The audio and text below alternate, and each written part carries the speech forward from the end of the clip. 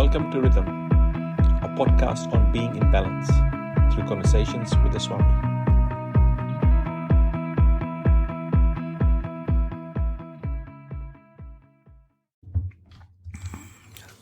Namaste, Rhythm listeners. My name is Sunil.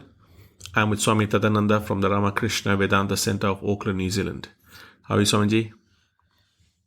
I'm good, Sunil. A bit busy. Just came back from Wellington. Yeah, it's been a bit hectic over the last week. Yes, I saw that article and the video of your trip, and you spent some time at the High Commission. Yes, they invited me to give a talk and gave me an opportunity to talk about our mental well-being project with the people there. So, yeah, it was good meeting so many people. Excellent. That's very good. That's, in a way, trying to really spread the message instead of it just being through this podcast. But and you're based in Auckland, obviously, but that trip in Wellington would hopefully connect more listeners to the podcast, plus spread the message. Well, the problem is all over New Zealand. So if people get to know what we are doing here, they would be interested to hopefully engage and see how we could be of some service to the people there. So at least we met some very interesting people and had conversations on that line there. It's good. Okay, Swamiji. In the last episode, we talked about death, especially the Vedantic perspective of death, where you talked to us about the cycle of birth and death, and how we are sort of stuck in the cycle until we get more illumined, I suppose is the word, and that's when the soul sort of goes, that's it, no more of this, and goes to moksha, right? But in the last episode, you also, right at the end, you touched on a subject of untimely death. I think that's a subject we need to explore further. Can we spend some time today on that? Sure. So let us try to just put that overall perspective about life and death. At the core of our existence of being, we are a pure spiritual being. Infinite existence, knowledge, bliss, of the nature of infinite knowledge, beauty, purity, freedom, goodness, all that. That is what we all are here and now. That's the fundamental part which we should never forget. That self is called the Atman. The Atman embodies itself. In the three bodies, we say three layers of the onion. The spiritual body, causal body, the mental body, and the physical body. So when we say birth and death, basically it means birth of the body and death of the body, if we use the full phrase. The other two layers remain stuck with the Atman, the spiritual body and the mental body. In the journey of life from the moment we are born, we go through different experiences. Good and bad, pleasant and painful. And they all leave their impressions. The impressions are not left on the mind, in the brain, but on the mind. So due to old age, for whatever reason, when the physical body is discarded, and here discarding means, like Sri Krishna tells in the Gita, when an old garment that we are wearing is worn out and old, we take that off and put a new shirt. Likewise, the jiva discards the old worn out body and puts a new one. But the content of the mind, the samskaras, the impressions are called the samskaras. The desires, they're called vasanas. That I wanted to have this experience, that experience, but they did not get fulfilled in this life. But the desire is still there. So it will look for an opportune moment in the next life and maybe fulfill that. So they're called vasanas or desires. And then our karmas, what we do, everything has got a consequence. As you sow, so one shall reap. If you have done good here, then the good will come. If you have done something bad, then one has to work that out also. Those things are called our karma. And so all these energies, visualize them in the mind space, these are little whirlpools. Like in a pond of water, creek, water is flowing, you see little eddy currents. Yeah. Eddy current is really an energy that is spinning the water around in that way. Or in the air, we see a little bit of whirlpools, which is or eddy currents, which are like the tornado or dust devil. So these are little energies there. And they are all whirling around in a vortex inside our mind. Visualize that. Some of that will express themselves out. Like what happens when a tornado? Tornado is a whirling tremendous amount of energy. But when it gets grounded, sucks in dust and dirt and all those things, then it exhausts that energy out. So these energies are there in the mind space. And when we take the physical body, that's where it begins to express itself out, work itself out. Okay. So those actions that we're going through, sometimes pleasant ones, sometimes painful ones, disease, whatever, grief comes in there. These are energies that are in the mind space, but they are beginning to express themselves. And that's what we call the experiences of life. All right. So if you get the whole context right, then we say what's happening in this journey. It's not just I come in this world and no, it sets in motion a whole chain of things. Okay. And one leads to the other. Throughout that journey, all these experiences are working out this karma. The karma that starts at the beginning of life. We explained it like somebody is shooting an arrow out in a particular direction with a certain amount of energy, we said. Yeah. That energy is going to determine in how far that arrow will go. Yes. The flight of that. So the arrow is really designed, or the purpose of the arrow is to work out that energy. Ultimately, when all that energy in the mind is worked out and the mind becomes free of all that energies, it becomes absolutely calm. And in that calm mind, the soul's energy or soul's glories becomes reflected. And the jiva says, oh, I am this spiritual being. But until that happens, the jiva is identified with all these thoughts and ideas, these vortices, energies that are in the mind. So he says, I'm happy, I'm unhappy, I know, very I don't material know. Things in life, yeah. Right? So actually that is the source of bondage. All right. So life is a process through which we are going through a purification, you might say. Okay. And in the process, unknowingly or knowingly, we accumulate more of that energy. Yeah. We do more karma, we are adding something more, we are working out something more, and that's how the cycle keeps on repeating.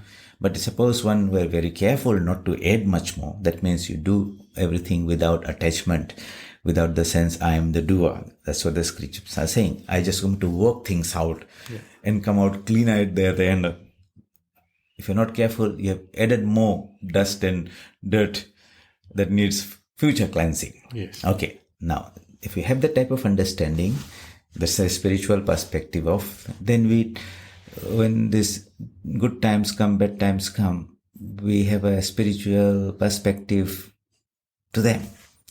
Difficult times come, suffering comes, you say, okay, some of that old karma is getting worked out. Let it get worked out. I'm the architect of this life. I have done this, so I'm going to forbear that. Put up with that. Just detach myself, and like you got a saw, okay, a boil or something comes out. I'm going to let that poison come out and it'll heal itself. But I'm not going to keep on scratching it out and all those type of things. So these manifestations of fortune and misfortune, happiness and misery, all those things will come in life. And they're designed, the experiences that we are in, the family that we are born, the people that we are around, at your workplace, or situations that will happen in your lifetime, they're designed for this type of purpose. But we have a spiritual meaning to these things, so we just reaffirm who we are, why we are, and there's a utility of that painful experience also, you might say. It's working itself out. Yeah. So you accept it. Yeah, accept it. I'm not going to be patient with it. Yeah. It won't last forever. Yeah. Okay, but it's better to get it out of the way. Yes. Okay, and let me detach myself from it. Yes. Or remind myself who I am. I'm not the body. The body is having those experiences. I'm not the mind also. The mind is having these experiences. I'm the pure soul. With that type of spiritual understanding and sadhana, meditation and all those things strengthens that self-identity, that I'm a spiritual being. If you don't do that, then the identity becomes I'm this mind, or I'm this body. And we get caught into that Then we attach vortex. back to the material things in Yes, life. and we get caught into that. And then ego comes in and all those things come everything in else there. Yeah. So we are also, while we are discussing this, we are giving a direction how we are going to solve this also. We can take this a little bit more in detail. But so if we have that understanding and perspective that these things are meant, they are ultimately, from a spiritual perspective, the painful ones are also great teachers, great purifiers. And then we go through that. But sometimes it happens when that knowledge and understanding is not there. And you feel that physical pain is easier to probably handle. And you can address it by seeking help of a doctor, medical people who will treat it for you from outside, give you medication, give you injection, dress it out for you, facilitate the healing process. That's possible by others for the physical body. In this world, we have developed medical sciences significantly. Yes. The problem is our understanding of this mind is very, very poor. Yeah. Okay? Who is teaching us about mind? Parents, do they talk us about what this mind is? No. The other people who influence or guide us through teenage and youth are teachers. Do they talk about what this mind is? No. We have feelings, we have understanding, we have knowledge, ignorance, but a very confused type of understanding is there. And I ask these questions to doctors, to engineers, to scientists. What is the mind? Tell me a little bit more. Just as much you can tell me about something outside. And many people give some very hazy answer and say, I don't really know. And yet we are using that tool all the time. So I think a deeper understanding of our inner self is important. Knowledge is very powerful. Knowledge is purifying. But that self-knowledge, inner knowledge is necessary. Anyway, so here's this jiva flying through. Arrow is flying through. It reaches some turbulence. Yes. Crosswinds are there. Yes. All those things are happening. Flight is getting, plane is shaking. Shaky. And not comfortable, and all those things. And sometimes the headwinds can be very, very strong. You might not feel that you're making any progress. Life is too hard to carry on. Okay. And some people might get the idea that maybe if I put an end to this arrow, yes, the body, that will put an end to my suffering also. Yes. And we said that that's not a very wise choice. It's a very ignorant choice. Anyone who do take that choice would be doing not out of good understanding of life and its plan for us that is there. So you might ask the question, why would somebody do that in the first place? Well, what do you think? Well, there would be, as you said, probably it's not a physical thing, it's more of a mental thing where they're potentially very, sad, lonely, depressed. Pain. And in a very painful state, and therefore they would want, they think this is an escape of this suffering, and then put an end to their lives, right? And a lot of people, as with well-being, we can see a lot of people doing this, right? The youth, adults. Yeah. So the decision, the basis of the decision is this is going to put an end to that pain. Yes. Okay. Yes. And what we're telling is that is not founded in the truth. So if somebody is very lonely here and is feeling that inner pain, then he thinks after this that loneliness will go and that pain will also go because he's associating the pain with the pain is where? In the mind. Yeah. Okay? But is he putting the end to the mind? No, just the body, right? Yeah, but the point is, pain is not in the body. So by putting the body off, your pain carries on with you. The pain carries on, right? So see the logic of it? It's now without the body. Yeah, it's now without the body. And the vehicle through which that energy was supposed to get worked out, that has been destroyed. Yes. And you are left caught in that same painful state without any means of working that out. Right. You end up being more lonelier than before. At least previously there were people accessing around you. You could reach out to them. They were trying to reach to you, but something could work out. You could communicate with them. Now you have got rid of the body in there, but you still exist in what's called a disembodied state. Pretatma they call it. Okay. Yeah. You are still there in that subtle body with spinning in that same energy, yet maybe trying to call out, and yet no one can hear you. Yeah. Okay. How painful would that be? So that's even worse, isn't it? It's even worse, that's what I'm saying.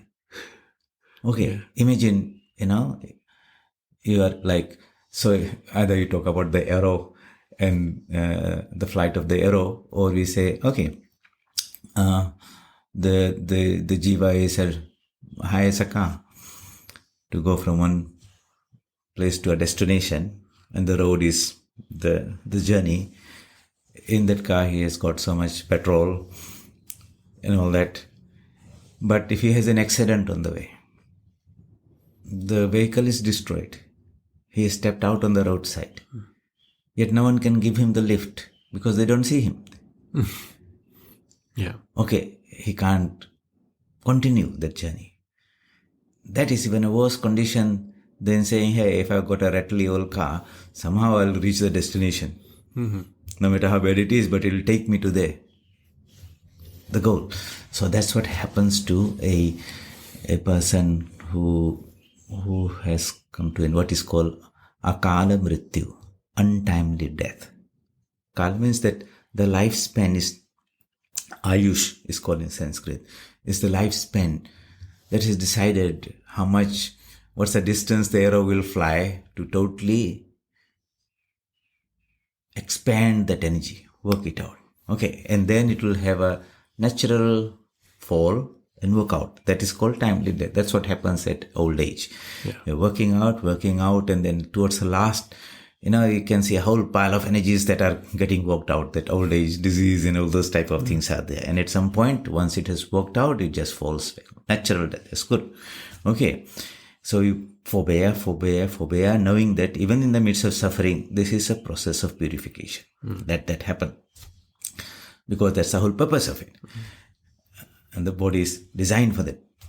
But if somebody says a little bit of pain has come and it's a mental space, the pain is more in the mental space. And instead of, if we could destroy the mind, then I would say make some sense.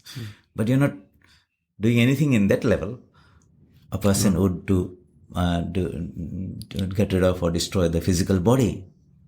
The painful element is still stuck in the mind, and one is now in a worse situation, stranded on the roadside, so to say, alone, can't communicate. Yeah. So are they still in this same world? So in this world we live in, or are they in a different world, or how is? When you say this same world, then you have to define. This same world is the world, physical world. Of course, it's not in the physical world anymore. Yeah. But this is not the only world. This is the physical dimension of existence. There's a mental dimension of existence. And there's a spiritual dimension of existence. So he's still in that mental whirlpool, is there. But he can't go forward, he can't go backward, he's caught in there. So he's stuck. So how do we help a soul that's in this space? Well, so he's helpless. Okay? He's an invisible driver on the roadside. Everyone is driving past and no one is able to give him a lift. People want to help him, but you do not know kahan gaya. You see? And how to communicate and how to what to do. Most people do not know what to do. So your loved ones are left behind who are trying to understand, maybe can't understand why it happened, how, Anyway, there's a lot of pain and confusion that we leave behind also. Yes. That lingers on. So these discussions are meant for two types of people. One, anyone who is contemplating that, you say, please don't go down that path. It's a down that path. It's very deep. It's worse. And you'll be worse off. There are solutions available apart from There are spiritual solutions to this. Okay. And that's what we'll be discussing. All right. But for the second lot of people who are left behind when some tragedy like this happens in their family around, what can they do? They definitely love that person very much. They feel very pained, maybe blaming themselves. We could have done this, we could have done that. And now they feel we cannot do anything more. So your question is, can anyone help that them. person? Yeah. Okay. Anyone help this person? Yeah. Yes. So what our scriptures, our teaching says that anything that is done for anyone, whether it's untimely death or even people when they die, okay, normal death is there, and like elderly parents passed away and you want to do something for them, anything I can do that repay my debt to them or help them in this onward journey, then all scriptural, most spiritual traditions will have various ways to be of some support and help to those people. So the basic idea is any pious good deed done on behalf of those people. Right. On behalf of those people helps them on that way. Right. Okay. So you are saying like, you can transfer good karma, so to say. Right. Just like you can transfer money into somebody's account. Okay, Yeah, so like you're here, your son is in another country, he needs some help, and you put some money in his account, and suddenly some cash appears in his bank account there. Maybe he knows who has sent, or he does not know who has sent, but he can use that money to do something. Yes. All right. Good karma can also be Transferred. transferred, that will appear in his spiritual account. Right. And help him on. Okay. He used that money. Okay, it's a good karma will help on. So you might say, what could be the types of good karma one can do? So you'll find that people will do some spiritual activity, a special puja. They might have a Bhagavad Sapta, have a spiritual program. A lot of people come. They might feed so many people. It's a good karma. Yes. Okay, they might donate, help anyone, anything you do. Okay, you help in any way. It brings good karma to you, but you are not saying, I'm doing it for myself. I'm doing it on behalf of this so and so. Yes. Okay. It's with very good intentions, right? So, yeah. With the intention that this will help that person. Yes. So, okay, somebody is there, he cannot do any more karma in that state. No. All right. Yes. And this person at least understanding, let me see, what can I do? So, but these are material things. If you don't have the money, you can't probably do it. Maybe all those things are not easily available. So what is the most powerful karma that a mother or father, husband or wife or friend or relatives can do for somebody in that type of situation? Okay, he made a wrong choice. He's stuck there. I understand.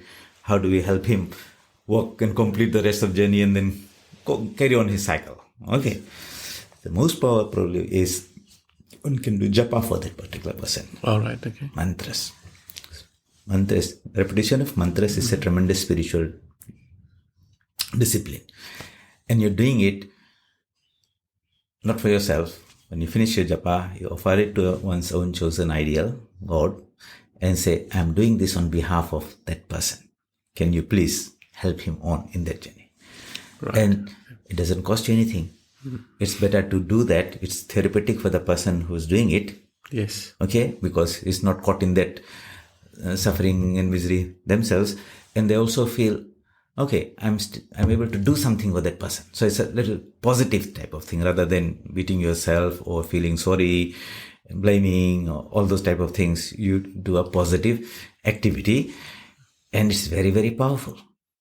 It's very, very powerful. So the advice is to the people left behind who want to help somebody is to take that path.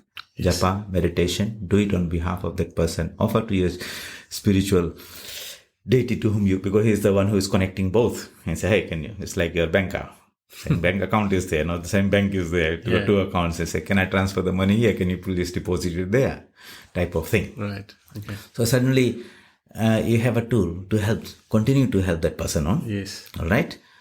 And you also feel that you're not so helpless anyway. That's a spiritual, when those things happen. You can also do things that will bring solace or relief to people. So people might say, let me build some service activity in memory in honor of this particular person. So there's an ongoing type of service that comes out of it. Because that person might say, I do not know where he's stuck, how long, how much is necessary, okay? And how much I can do, whether I have done sufficiently or not to help him out, But they might create something through which is an ongoing. For example, somebody might say, let me build a hospital. Yes. Let me relieve place, build a school or something through which some good is coming to the community. And every good karma has got its good results. They might contribute to the wellness center. any good karma. Yes. Any good karma can be done. So here we discussed about a solution to this. We have talked about why it should not be the choice. Yes. We probably haven't talked about what a person who is in that type of situation, now he has heard this, I should not do this. Yes. But that hasn't taken that painful mental state there. He said, okay, I don't want to do that. I understand. But how do I get out of this painful state? Right. What are the tools that I can use? What are the tools there? And maybe we can discuss that. Sure. In another episode. Sure. Does it make sense about at least sufficient clarity is there? Yeah, no, definitely. That somebody immediately says, oh, I should not even think down that line. Exactly. That moment that first thought comes, one should knock it away. Because if you repeatedly think of something, it gets a life of its own. Yes. And the mind will begin to run in that rut. Yeah. And it's a negative thought. The downward spiral. The downward spiral, and it will tend to drag it down. And the dangers are worse as it goes down. It's very, very important for a person and it's easier to nip it in the bud in the early stages. It's very, very important that all effort should be made to lift the mind up. Okay? In the Bhagavad Gita, when Arjuna becomes depressed and becomes confused, is not able to do his duty and all that, he reaches out to Sri Krishna. And Sri Krishna gives this wonderful, very, very scientific advice. He says, look, my friend, you have two choices. One of the choices will make you a friend of yourself. The other one will make you an enemy of yourself. Atmanneva atmano bandhu. Atmanneva ripuratmana. Ripu means enemy. Bandhu means friend. No one wants to be one's own enemy. Okay. What are the choices? If you raise your mind upwards, uddhared atmana atmanam. Lift your mind with the help of your higher mind, intelligence, spiritual dimension. Use that to lift yourself. Then you'll become your own friend. But if you don't, and the mind begins to spiral down, uddhared atmana atmanam na atmanam avsadhe. Do not let your mind spiral down. If you can lift it, you become your friend. If you fail to lift it and it begins to spiral down, it can become your own enemy. This is the whole science of it. The question would be, if somebody has gone down a few notches and it finds oneself in a dark spot, how do we come out of it? Those will be some of the things we'll take up in the next time. Excellent. Thank you, Swamiji. That's been quite enlightening. Welcome, Sunil.